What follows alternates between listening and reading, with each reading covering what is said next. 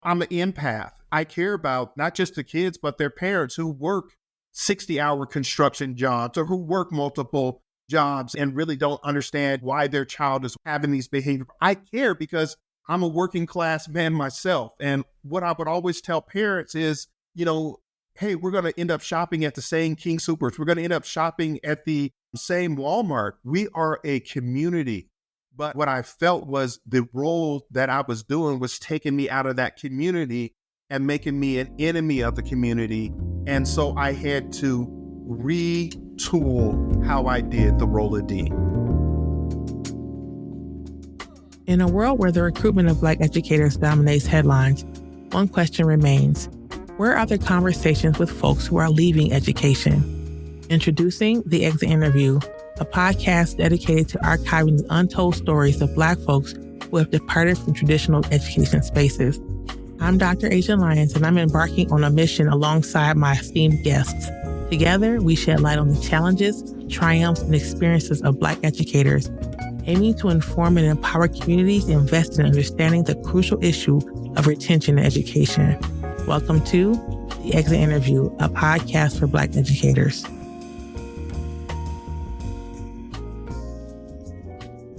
Welcome back to another episode of The Exit Interview, a podcast for Black educators with me, your host, Dr. Asia. And we're back with Langston Jacobs. So, folks, we have a good story. Langston and I were on a call for maybe a good hour just sharing this story. And I'm like, wait until we get you recording and sharing your story. Thank you so much for coming on our podcast, Langston. Welcome. Well, thank you. Welcome. I remember a part of that is I didn't necessarily think I was a good candidate. And the more, I talked and shared, you're like, you are a good candidate. Yeah, I think that people get into this place of, well, I wasn't a teacher or I didn't teach for long enough. And, on the Exit Interview, we say an educator is someone who supports young people in an education setting. So that's paraprofessionals, family liaisons, admin, all kinds of folks are educators. So I'm glad you did email me, and I'm glad we had a chance to chat because you absolutely are the perfect candidate for our show. So I'm glad you took that risk. Well, thank you. And, I'm glad that you've taken the risks and followed through with doing this show because it's helping so many people, Langston Jacobs included.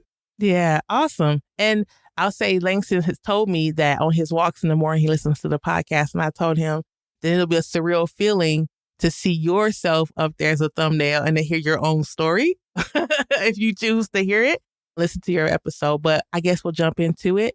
Start us off. What helped you decide that going into education was for you? Well, I think for me, it was something that's always available. And I was going to grad school many years ago. One of the job search engines that would always come up, one of the things that would come up is substitute teacher.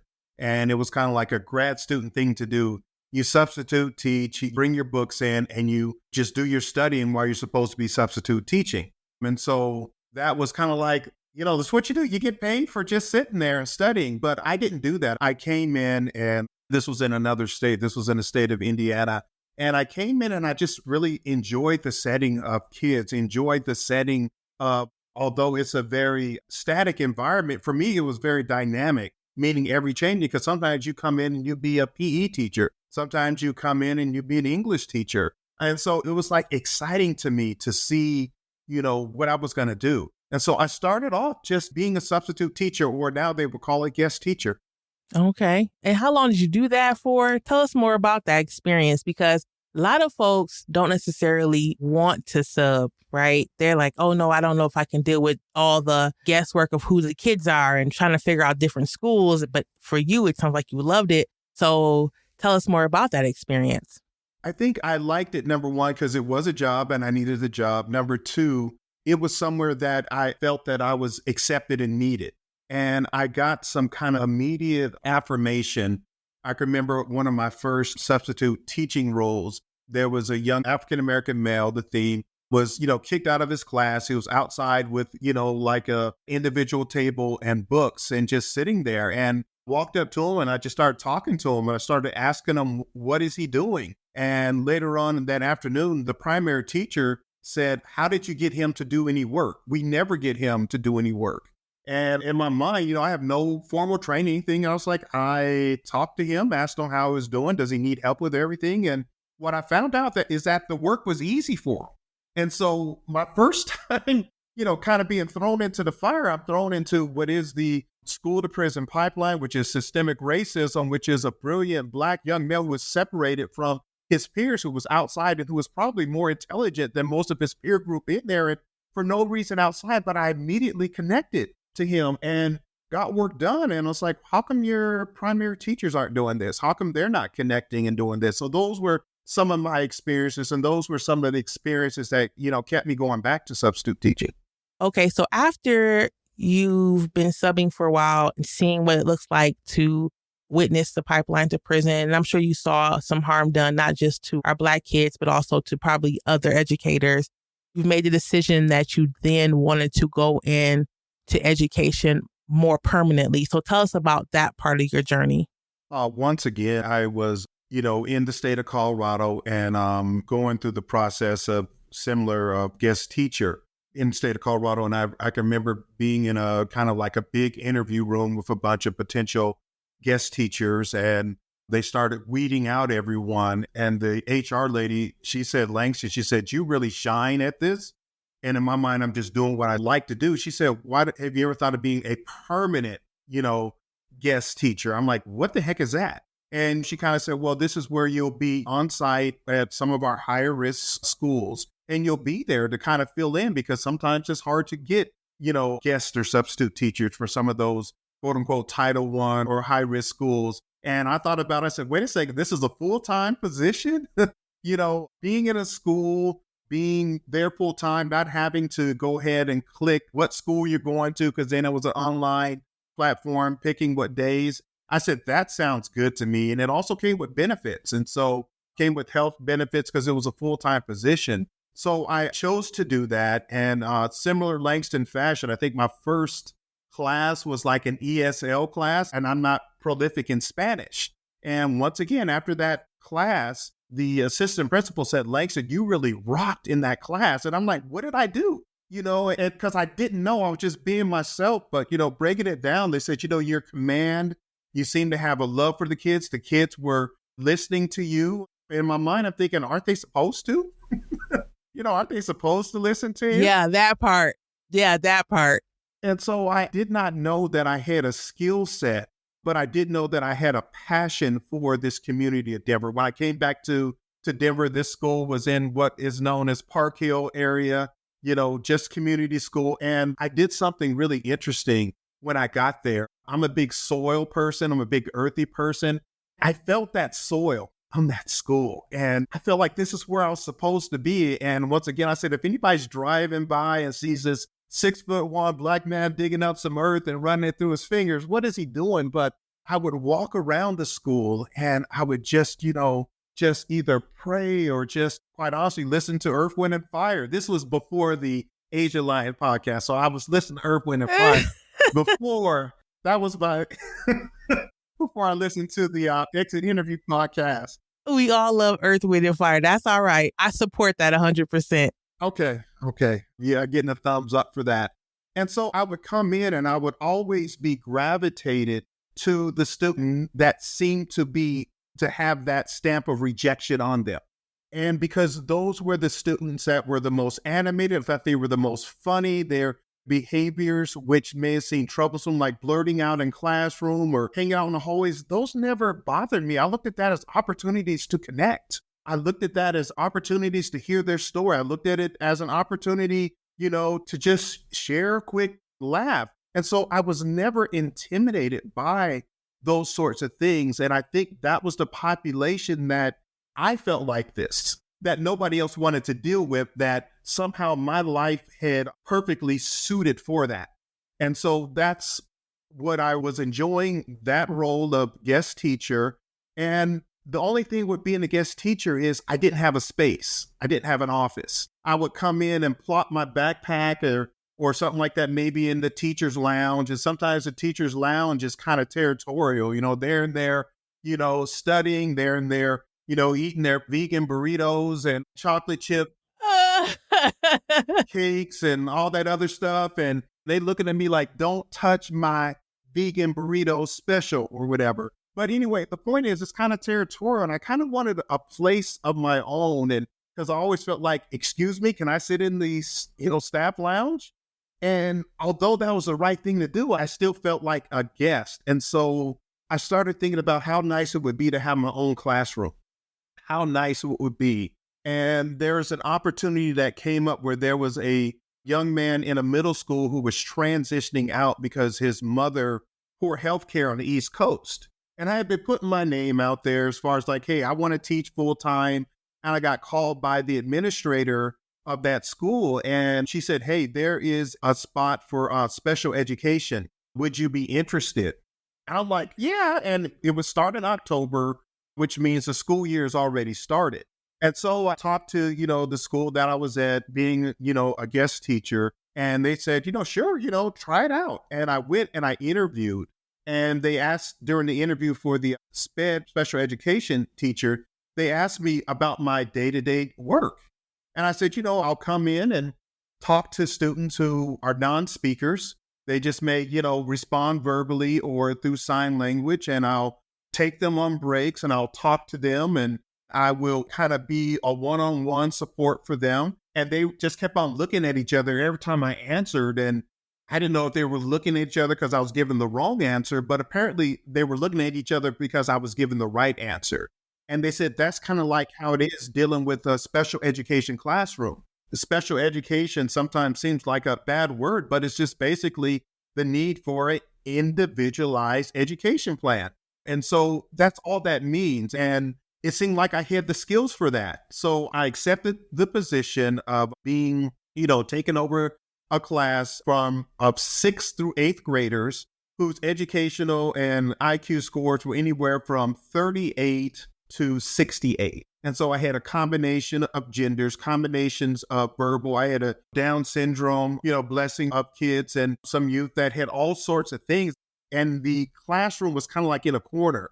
And I was just so happy to have a classroom with my name on the top, got the little, Olin Mills picture taken ding, with the chalkboard behind me, like, not my own class.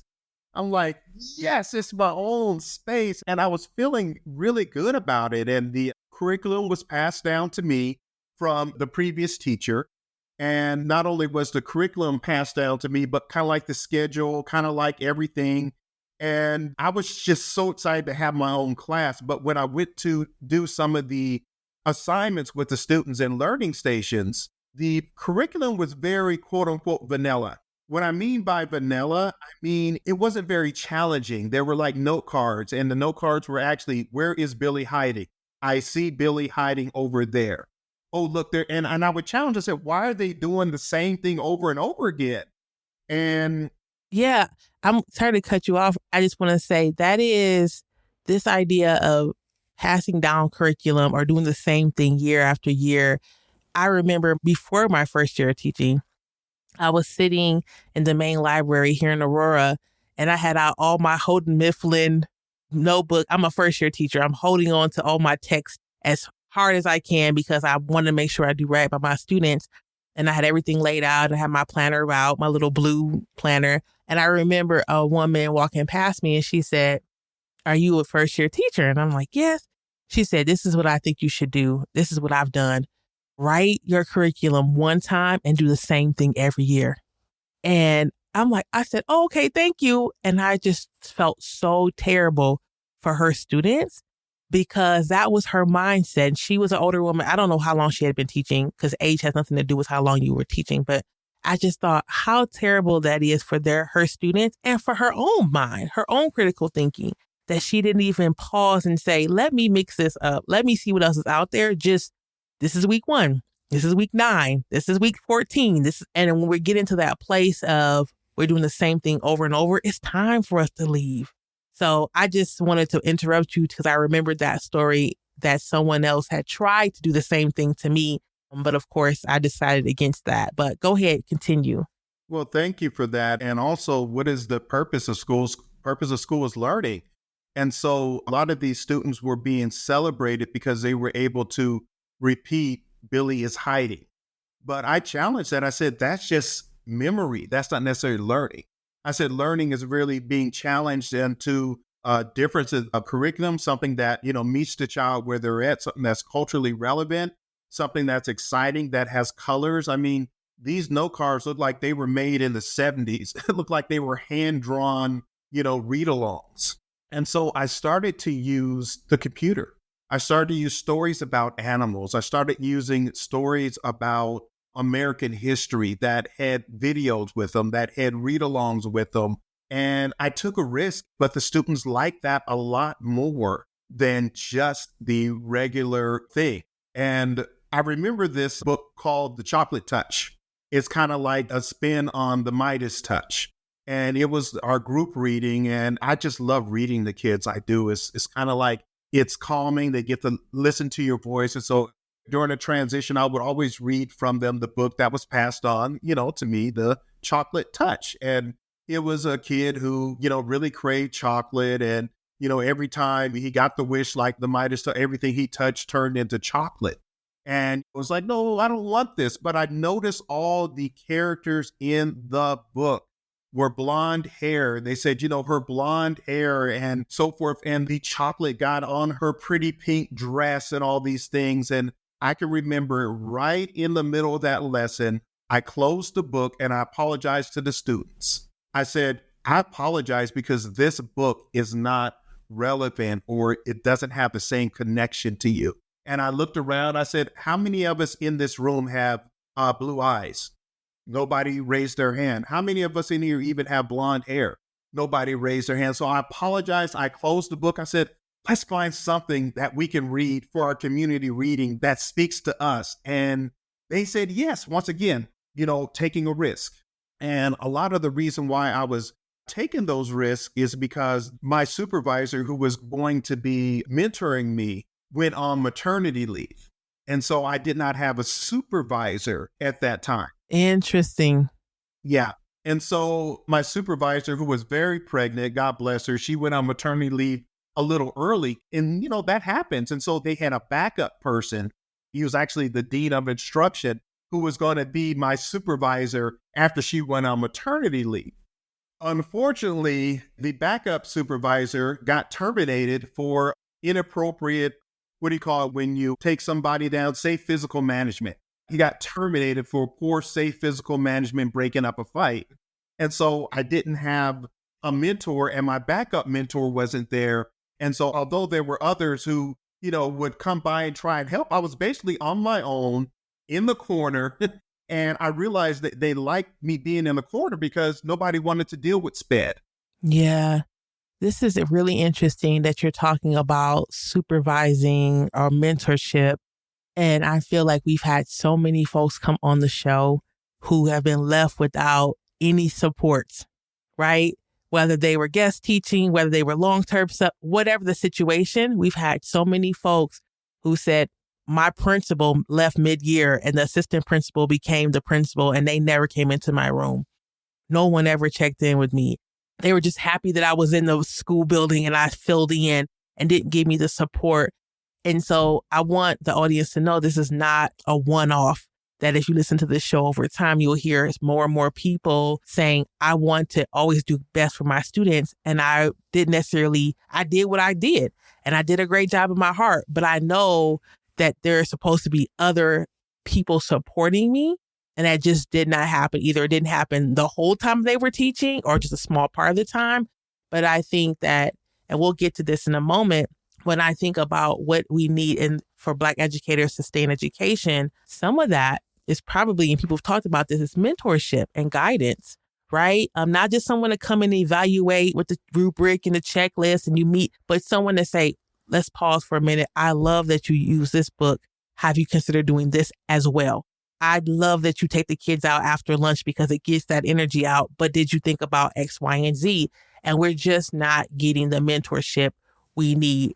And if we are, it's not for a sustained period of time where maybe it's more than 6 months or a year, it's a couple years. So I wanted to say that while you were talking about not having that support you needed, not once, but twice, that is not an uncommon occurrence for folks.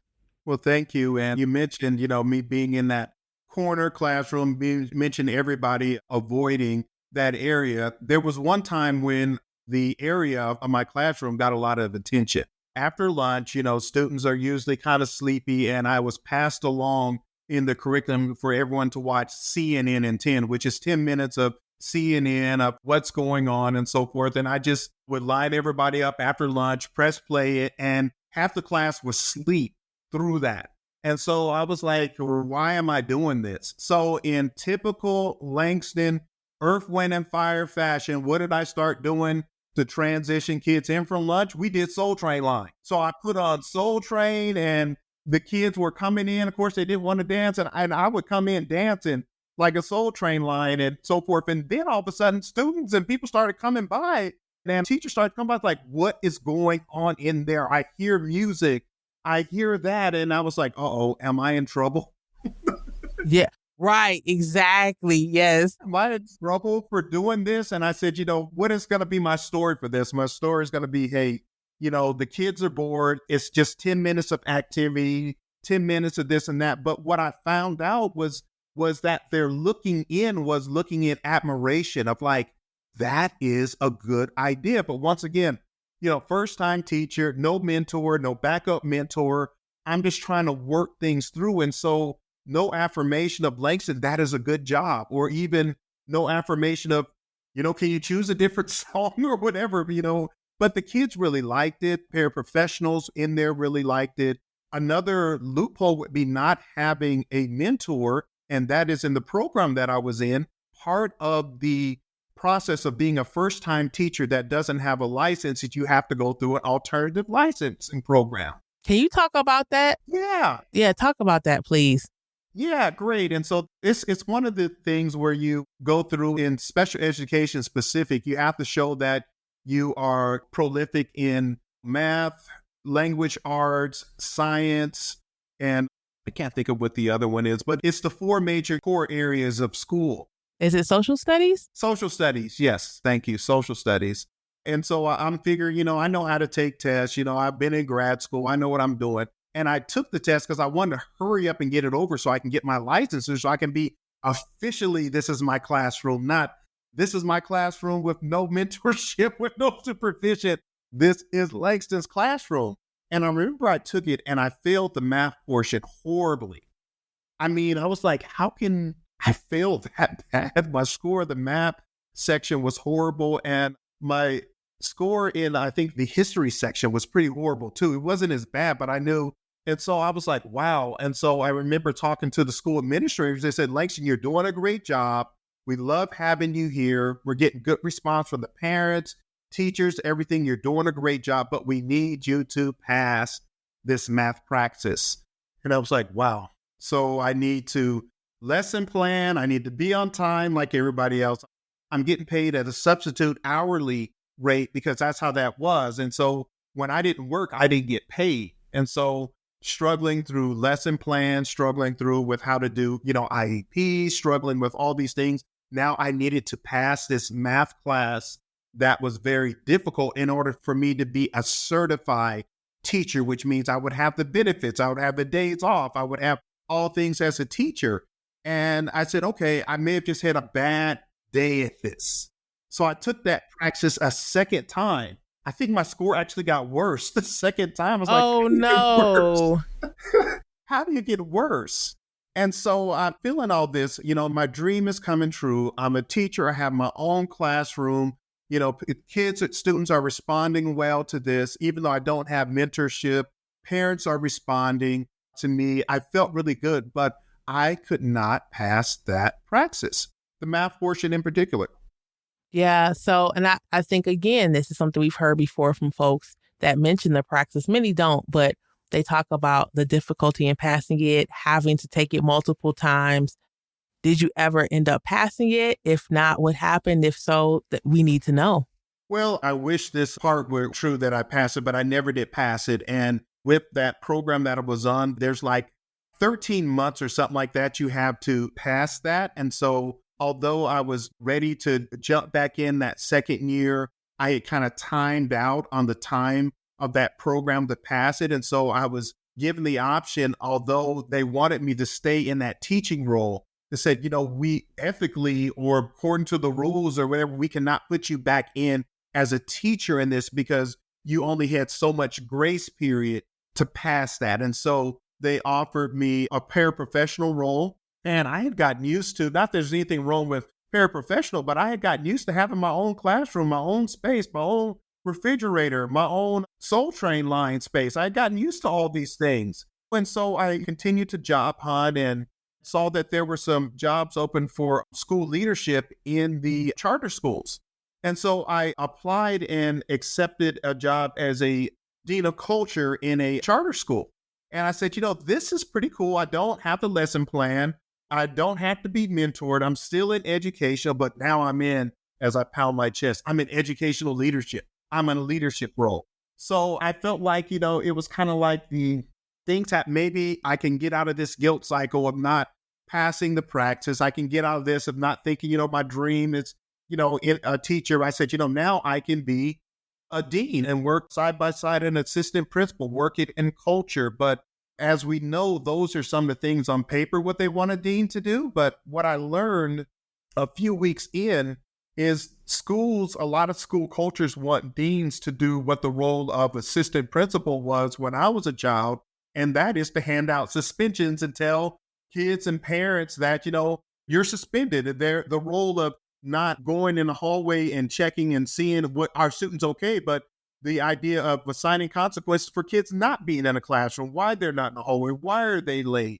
Why did they stand up and square off against all that? And so me being, authentically Langston in that role, I found that me talking to the students and me telling them, hey, things like that, I started getting challenged. Well, why isn't this child suspended? Well, why is this that? And why are these kids still hanging out in the hallway? And so I went off script of being Langston, and I'm blessed with a loud voice and so forth. And so I got to this point where I started becoming a different person. I would go out into the hallways, kids were out there, and I would just mark, you guys got 5 seconds to get in class, 5, 4, 3, and they would just run to get into class. But I noticed, although that was working, my level of connection with the students when they were sad in the lunchroom, when they were like hungry, when they were late and showing up, to school, maybe smelling like marijuana or showing up, you could tell they were hungry.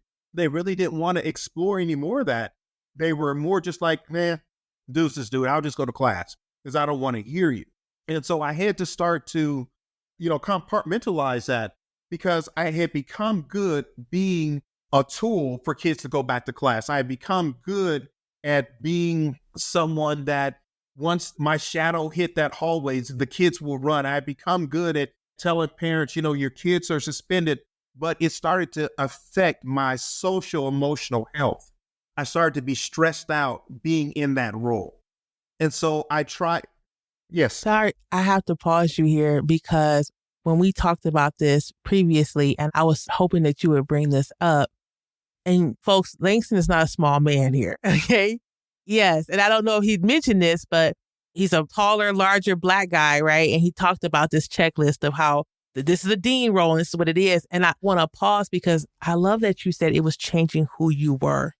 And I feel like there's so many Black men that I talked been in a dean role who really had a lot of pride in that power dynamic of the barking and the yelling and the da-da-da-da and this fear. And I've never heard folks in this way say, and I'm probably sure they've thought about it, just didn't share with me, but say like, I didn't like who I had become. And it wasn't about power. It was about relationships.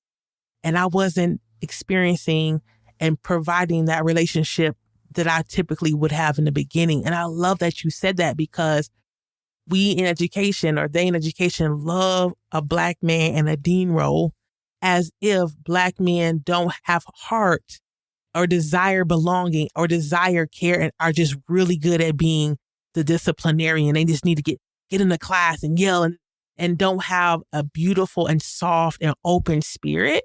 And I think that's such a disservice to education when we pigeonhole our Black men in these types of positions and women too. But I see it a lot more with Black men. So I just wanted to pause and say that. Well, thank you for saying that. And that's affirming. That's something that I didn't hear because it's kind of like a good dean blank, students, the rates of this, a good dean this. and that. But what I was finding out was being a good dean was being an unhealthy Langston. I found myself, forgetting things that I would normally do. One time I remember I went to Walmart and, Walmart parking is everywhere and my parking beep didn't work. And I honestly forgot where I parked. I can remember, my not getting my cup refilled as I did when I first started education with that back and forth of, hey, student AB, I enjoyed seeing you today with the high five with the love and come and get you. I wasn't getting filled at all. And it was starting to affect my memory. It was starting to affect my countenance. My shoulders were starting to slump. I was starting to be grumpier than normal at home. And I remember even going to my personal doctor and saying, I'm very concerned because I need to have my head examined, no pun intended. And so went through tests with memory, went through tests of all things. Thank God nothing was wrong. And the doctor just said, Langston, you're overwhelmed. That's why you cannot remember. I need you to say that one more time, please. All the tests that I had, blood tests, tests on my brain, memory test, and I wanted to rule out because I thought maybe something medically was wrong with me. And the doctor said, all the tests come back, Langston, everything's normal. Actually, you have a very excellent memory. You were just overwhelmed. And the doctor gave me this illustration of a plate. Is if your plate is full, if something's added on it, it's going to either fall off or it's not going to make it on that plate. And she said, right now, Langston, this is the illustration. Your plate is full. And I started thinking about who is this person that's coming home where, I was doing the things. I was taking the long drive home. I was counting to 10 before I get in the door. And I noticed my family would kind of look at me and give me that look like, which version of you is going to come through this door? And it started to become pretty hurtful to me. Is this the spouse? Is this the dad that I can come in and I can joke with and I can grab your leg and all that stuff? Or is this the one that I need to take a minute and chill and see what temperature you are before you go in? And that started to affect my heart because I wasn't who I felt I was designed to be. You mentioned like a lot of the things that, may look on the surface with me being over 6 feet, over 250 pounds, all those things, but I'm a poet. I'm an empath. I care about not just the kids, but their parents who work 60-hour construction jobs or who work multiple jobs and really don't understand why their child is having these behaviors. I care because I'm a working class man myself. And what I would always tell parents is, hey, we're going to end up shopping at the same King Soopers. We're going to end up shopping at the same Walmart. We are a community. But what I felt was the role that I was doing was taking me out of that community and making me an enemy of the community. And so I had to retool how I did the role of dean. So folks, you've said so much, Langston, in this small amount of time. I want to acknowledge that you have spoken about your family. One thing that I talk about in the work and community around racial battle fatigue, around the impacts of racism in education and the impact of all these things on education, is that we're not having enough conversations about the impact of these things on the families of our Black educators. That we hire folks, but we don't think, I'm not hiring just that one employee. I'm hiring them and their grandmother and their aunt, the 2 cousins, the roommate, whoever, the children. And so when we are talking about hiring strategies and how many folks of color and things like that, we have to be mindful that we go home to community. And if we're not having the type of experience in schools and whatever roles these are, that's going to bring us joy, it impacts family first, right? And so I'm so glad that you acknowledged that and you said that out loud, because I really want the audience to hear more people talk about the ways that this work, whether you're working for folks of color or not, or white folks or whoever, it's impacting our relationships with our family. Some of that is not reversible all the time just because we quit the job. So I appreciate that. And I also appreciate that you said, hey, I'm a working class person too. You're going to see me at the King Soopers. You're going to see me at the Walmart. You're going to see me back to school shopping with my children, because that's important too, to see that Black educators period, are having a human experience. just like the rest of us, right? And that cannot be overstated. So I really appreciate you saying that. That's so important. Continue, please. And so, how did that look? Me redefining what a dean was? That same desk that I would stand out there and bark at the students, I brought in my own watercolor set. I brought in my own art easel. And so I would be out there while kids are in class and I would be drawing. I would be exercising that artistic part. And before you know it, the same students that were coming out of class, they would walk up to me. What are you doing? I'm like, painting. It's like, that's dope. I didn't know you could draw. I didn't know you could do this and that. And there was a connection there. And, as kids started talking about what do they want to be? What do they want to do? I started telling them, I said, I was honest with them. They said, why are you out here drawing? I said, you know what? It calms me down and it's fun. You like what I'm doing? And the first time they would frown, what are you doing? But they would always come by and see, what is Langston drawing? What is he painting? What is he working on? And I would do, poetry. I can't rap, but rap is poetry. And I love doing poetry. And I love doing all these things. And I love going for walks and going back to, taking kids on groups on walks just to get that temperature change and to get that breath of fresh air. And so I redefined that role for me because it was healthier. It was more of who I am. I love that. And so it started feeling good. There was still that back and forth with a lot of the job duties, but I got a chance to do what I thought was an amazing thing. I got a chance to be the dean of students at my own kid's school. And I thought this was the best of every world. I mean, I'm a community person. My kids are there. I can look after my kids. Students can see me in the role as father. Students can see me in the role as, a dean. My kids get to see me as that I can have my own eye. So it was basically all the intersectionality in a good way I thought was really going to exist. And it was so fun that first 30 or 60 days being a dean of students in my kids' school, getting a chance to be a part of the leadership, getting a chance to enact, policy. And this was another charter school. And so I was get to take my kids to school, pick them up, and they felt like they were, maybe a little bit better cut than other kids because they could go into the staff lounge and I was there and get leftover donuts. And so all those fun things that they had, but there was another part of it that was brewing underneath that it took me about another year to figure out what effect that was having on my own children. And so, as a dean, of course, you have to suspend students or give consequences. And I noticed that the more I got involved with the dean role, a lot of students, especially students that were having a lot of difficulty in behavior, they started becoming closer to me because I saw them because they weren't in class. And I noticed that the other part of that is my own children started to separate further from me. Instead of saying, you guys meet me here, right after the bell rings, this and that, it started to become more of a separation. Well, I'll see you 20 minutes after that. And there started to be more separation of it. I don't necessarily want to talk about school. And we kind of agree, sure, we're all in the same place. Let's agree on the ride home. We don't talk about school. We talk about something else. It seemed very natural until the last day of school. The last day of school, I can remember going home and, last day of school should be a very joyous celebration. We're thinking about what we're going to do in the summer. We're thinking about, what pools we're going to go to, what summer movies we're going to see. And my oldest son started to cry in the car on the way home. And I'm thinking myself, you are breaking down and crying on the last day of school. Did you have a rough day? Did you have this? And he said, I'm good, Dad. I just don't want to talk about it. My wife ended up talking to him about it because he was actually very uncomfortable talking to me about how he was being bullied as far as residual attack and crossfire for me applying consequences to his peer group.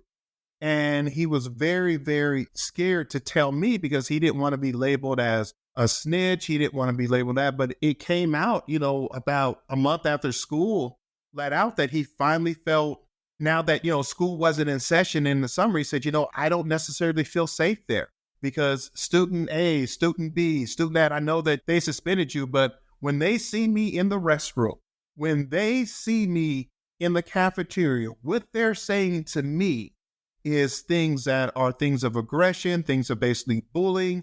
They're really calling me names and so forth. And I did not want to tell you that because I know you would go and you would hold them accountable for it. But how is that affecting me as a person? And so once again, utopian fit that I thought I had of being in school leadership, of being this and that, and being a dean and being one that looks at things outside the box, the effect that it was having on my own son. And I've talked to other educators, and some of them said sometimes when you're in those roles, it's best not to have your kids in the same school as you. And so I ended up taking my kids out of that school and still working in that school. And I can remember bringing to my leadership team, and this is something that I still wrestle with. I brought up to my leadership team that, hey, my kids don't necessarily feel safe in this school. And I think we need to look at some of our systems. And the response that I got, I can still feel it in my gut now. The response was twofold. Number one, the response was, that's one opinion. And number two, the response was, you're dean, why can't you just fix it? And I was saying, that's not the reason why I was bringing it up. I wasn't bringing it up to have my kids to be shamed. I was bringing it up because we're a community school. And as a community, what we do is we bring up problems and we solve problems and we work together. And part of the beauty of this, being a part of this school system, is that we get to show up as a community. We get to show up as family. I wasn't the only educator who had kids in that school. I said, it was amazing, and we kind of developed like a staff kids culture. And what I found out is that kid culture had a lot of them kind of having their own therapy group amongst themselves about how it felt to be, students in that culture. But the parents didn't know because we're so busy with deadlines, we're so busy in this and that. But the kids kind of got together. It's like, this is how it feels to be, Langston's son here. This is how it feels to be, teacher X, Y, and Z. So they felt a certain amount of pressure that was an additional. And what they also shared is that they really didn't necessarily feel comfortable always talking about it and not in those spaces. Yeah, I appreciate you sharing that. And I'm just thinking about the kids. And there are lots of folks who brought their kids to a school that they're working in. And I don't know how many folks have sat down with their kids to say, how's it going for real? Right. And the fact that you said that it was supposed to be beautiful, it was supposed to be this place where it must be a good school because her kids are there too. That's a beacon. And I know a lot of people who say that, like, oh, the principal's son goes there, so I know it's a good school, and not understanding the consequences of those decisions on kids sometimes, right? Maybe it's not always going to be the way your son experienced it, but there's probably more than we imagine that do experience backlash. I also want to say the fact that you brought this to your administration and they decided to lobby it back to you, right? In this way of like, this is not our problem, or whatever way they try to move around or cower to or bend to that issue, it's not uncommon. And you know that, right? I'm sure it's shocking. When you said it, my whole chest, like I just sunk. But we also know that's a part of the push out. That's a part of the way we get rid of folks is we just kind of gaslight them, or we say like, oh, this is not important, or you'll be all right, or you're the dean, do some magical thing to make this stop happening, as if we're not living a human experience. Like we're not living the day-to-day with folks in our families who are experiencing these heavy things. So thank you. I want to ask, you were a dean for how long? And then like, what was the last straw, I guess, that helped you decide it was time to leave education? Well, I was a dean for a little about 2.5 years. And I think I was looking at my family and the effect that it was having on my family. And I remember I thought I was at the mountaintop with being a part of the executive leadership team.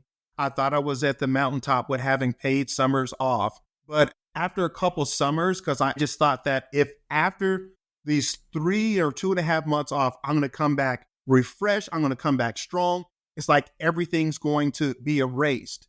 And when I found myself physically ill, I look back, how those Google photos, or I look back through the years and I said, wow, I carried a cold, not a COVID cold, but a stress cold for like 2.5 months of the school year.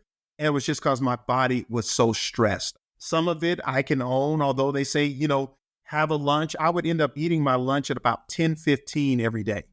like about 10:15 in the morning, because that would be the only time that I would have before lunch hours would start and where free time would start. And so I said, if I could eat a good, healthy meal around 10:15 in the morning and stretch through that. So my nutrition was failing. My health was failing. I carried a cold and I found myself not coming to work, could not wait for each and every 3-day holiday, could not wait for all those things. And that was the reason why I was showing up. And I said, every time the school calendar would come up, there would be more, professional development days. And I'd be like, yes, this is going to be, but it wasn't enough for me to return. Monday, I felt terrible. Every Monday I showed up. Friday, I felt terrible. And I started feeling terrible even in the middle of that. And I had to I had to just kind of count the cost, of the person that I'm becoming, of how long my immunity didn't seem to be working. I would be doing the chicken soup things. I'd be doing the vitamin C things. And people be like, and once again, it's a story. Oh, you're just soft. You're not a good teacher, because good teachers have like the most amazing immune systems in the world. What's wrong with you? And, even the things with the kids. Well, it goes back to, if you would be a yeller, if you would do this and that, you wouldn't be having these problems. The problem is, you're too easy on these kids. Your suspension legs are long. And so it was all these things that I started to have to say, I can't do it anymore. There's no check mark that is saying this is worth it. It wasn't the pay. It wasn't the summers off. And the coolest thing ever, like fall break, I thought fall break is awesome. To have fall break, to have spring break, all these things, my bucket never filled back up. Yeah, that's all I'm going to say. So seeing that you've had this experience, the next question we always ask is, what do you believe that schools, if you believe this, schools, districts, unions can do to keep Black educators in school buildings based on your own experience? Is that something that you believe is possible? Do you have ideas and tips? What do you think? Well, I think it's always possible if people need a job. So that's possible. But I think it's that retention and it's that ability to have a second generation of success. Here in Colorado, and this is not a plug for C University, but we have, Deion Sanders, who's prime time. That's one generation of football excellence. And he's had a chance to pass that down to his own natural children playing at excellent level at Colorado University. And we don't get that many opportunities as Black educators to pass down that Black excellence. We don't get that many chances. And so, people can have a job. McDonald's is going to hire you. Schools are going to hire you because it's a high turnover. But to be able to have that seasoned educational professional that's able to help you finesse through, angry parents, that seasoned Black educational professional that's able to help you through the racism that's in school, that seasoned educational professional that's in a leadership position, that it's not just a policy of, equity and so forth. It's really knowing how to navigate that.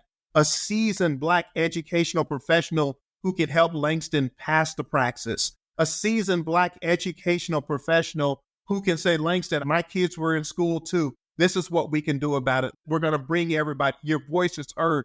So it's not just about the quantity, but it's something about having a quality, seasoned man or woman or somebody who embraces teaching, who loves it, and who has some authority in the school system and is able to not just hear, but take those messages of all the hurt and really turn it into policy that's advantageous for the Black educator. And when you do that, you have a stage that's advantageous for all kids. For all kids. What mayor, what president, what politician, who does not want a thriving school system? Who does not want a thriving school system where not only are students excelling and getting state championships, but they're also, getting high college admission rates. They're happy. They're doing community projects. They're able to show up with pride on that first day of school, and school teachers be like, dang, another school year. Who doesn't want that? Everybody wins. Yeah, I love this. The idea of the legacy. Yes. Yeah, the legacy is so important. You're exactly right. All right, folks, we're going to go on a break. When we get back, we'll continue our interview. Hey there, beautiful people. It's me, Dr. Asia. Before we dive back into our conversation, I have something exciting to share with you. Are you a dedicated Black educator or support Black educators? Well, if so, we've got some great news for you. We're thrilled to introduce the latest addition to our podcast community, the Black Educator Be Well newsletter. It's a space dedicated to all things Black educator healing, wellness, and more. We believe that taking care of our Black educators is crucial, and this newsletter is designed to do just that. Picture this: exclusive insights into self-care practices tailored for Black educators, inspiring stories from fellow teachers who've overcome challenges, and tips for creating a positive and supportive environment at work and at home. Subscribers will get early access to our upcoming podcast episodes, special interviews with guests, and even some surprise giveaways. How do you become a part of this amazing community? It's easy. Go to exinterviewpodcast.com or check out the link in this episode's show notes. Now let's get back to the conversation. All right, welcome back, folks, for my favorite part of the show. So starting off, first things first, Langston, is there a Black educator or multiple that you would like to shout out on our show? Well, I'm looking at you right now, Dr. A, and I got to shout you out because of your podcast. It has increased my mental health. I actually listen to your podcast as I'm doing my self-care walking in the morning. So I want to start off with you and everyone who's been on the show. I found a little piece of me in every single story. But I have a brother-in-law who's in Minneapolis schools, public schools, does the same thing. His name is Alex Leonard. And, Minneapolis schools have been through quite a bit with social justice and so forth. And he was my person that I would phone a friend when I was ever having a difficult time as a dean and so forth, and checking the pulse of how they're dealing with the community, because they have real stuff that they're dealing with there too. And, a fellow dean of mine, Webster Johnson II, he's done some dean work in the schools, and he's been kind of like a phone a friend as well. And the third person I want to shout out, if I can, well, the fourth, would be there was assistant principal when I was in 7th grade. I cannot remember his name, but he was a reverend. And I remember we were out in the field fighting or brawling, whatever, and each and every person, he would give them their suspension, send them off, give them their suspension, send them off. And last of all, it was Langston in the office. And he had on his, preaching suit, and he just said, Langston, he said, you're different. He said, you have no business being out there fighting. I said, but out there, he said, I don't want to hear that. He said, I left you in here last on purpose because I want to tell you my story to you is different than them. That is not you. The fighting out in the field, the foul language, that's not you. And he saw that in me. And I tried to be that to every single youth that I come across. I try and say, hey, what you done or been a part of or what you done, that's not you. And so those are my shout outs, Dr. A. Yeah, I love that. Well, your story about your 7th grade assistant principal reminds me of my principal at Clark Elementary in Detroit. I've never been in the principal's office. I am a nerd. Ditto here. I will write a strongly worded email before I get into any kind of altercation with people. And folks know that about me. But I just remember so many Black male principals I've had over the years. We can get into that a little bit some other time. But yeah, I appreciate you sharing that story. So then the next question is, now that you're no longer in a traditional education space, what are you doing now? Right now, I'm co-founder and director of men and youth programs for me and my wife's organization, Adults Purpose. It's a organization that was birthed out of our own pain and our lived experience that offers hope and healing for those of us in the African-American community who have experienced loss. And that comes with individual therapies for Black moms and Black moms of color, group therapy, and we're introducing this fall circle healing groups. So I'm very excited about that. That's something that is not often talked about enough in the African-American community. And quite often we need to be comfortable enough to be able to grieve in safe places. Dr. Asia, I've heard you talk a lot about, Black grief and how that shows up in the education space. And, honestly, how that does get intertwined in our own grief when we get to those certain ages, like I am when we start to lose our parents, when we get to those certain ages, when we start getting in pre-grief, where our parents are getting older and we have to, take care of them. And also to be able to deal with the grief that we have, how it affects our families, how it affects, our health, our mental health, how it affects our diet. And so really looking to offer some services We do social outings, horse therapy, art therapy. We've done the paint and sip. Some of us paint, some of us sip, but it's all good. Some of us do a little bit of both, but it's a way of normalizing grief. And that's one of the things that really drew me into your podcast. You talk about Black grief, and Black grief is different because it's systemic. It's things that we deal with every day. But when we come not only with that Black grief that comes with systemic racism, but when we lose those who are our loved ones, when the loss of a child, which me and my wife experienced, which I don't put that on anyone. When we see in this community, those who are teenagers, schools are grieving. You can walk into certain schools and you can feel that, like, what is going on with this school? And, I could probably do the research. That whole community is grieving. The staff members, the family members, they're grieving. Maybe it's a loss. We're in the community of Elijah McClain, rest in peace. We're in the community where there's been a lot of untimely death. And some things hit the news, some things don't. But to talk about it, a safe place to process that grief, a safe place to go through the stages of grief, a safe place for us that's culturally relevant, connecting to therapists of color, connecting to peer advocates of color. And so that's what I'm doing these days, Dr. A. I love that. Adam's Purpose. And just tell us the website and email so we can have people reach out if they'd love more information, please. Right. It's www.adamspurpose.org. And we have website. We're on Instagram. We're on Facebook. We're on LinkedIn.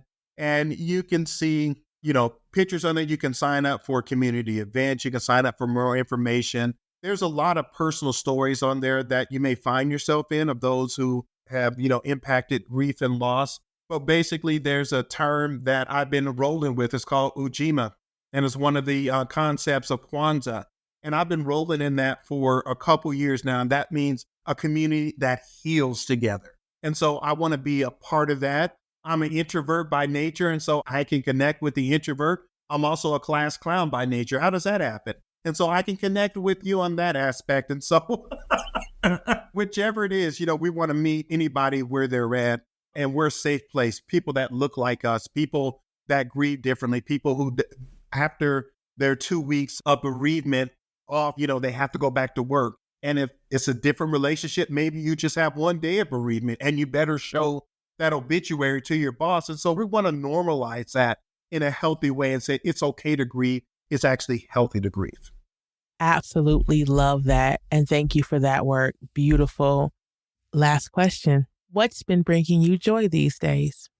As I smile, I enjoy spending time with my wonderful wife, Shaynika. I and my boys, Elijah, Josiah, and Seth. I love to get outside and I love to walk. I enjoy sunshine. One of the things that I've started to enjoy that's on TV is just the Safari Channel. And the Safari Channel is basically like the Waterhole Live at an African safari where you just watch and you just hear the sounds of the birds and whatever animals come by, they just gradually get a drink of water. They just, stretch out and lay. And so that connection to nature, that walking, that sunshine, and of course, listening to the Exit Interview podcast gives a brother joy. I love that. Well, folks, this is it. Our time is up. We've had a great conversation. If you feel like Adam's Purpose is something that you need to be a part of, don't hesitate. Thank you all so much for being on the show. If you know someone who should be archiving their story on the Exit Interview, make sure that you send them this episode. And I'll talk to you later. Peace. If you've enjoyed this episode of The Exit Interview, a podcast for Black educators, I'm sure you'll love similar content in the Alive Podcast Network app. That's right, we've joined a podcast network. Plus, you can support this podcast and enjoy ad-free listening to nearly 100 other Black hosted podcasts. Head on over to the Alive Podcast Network app today.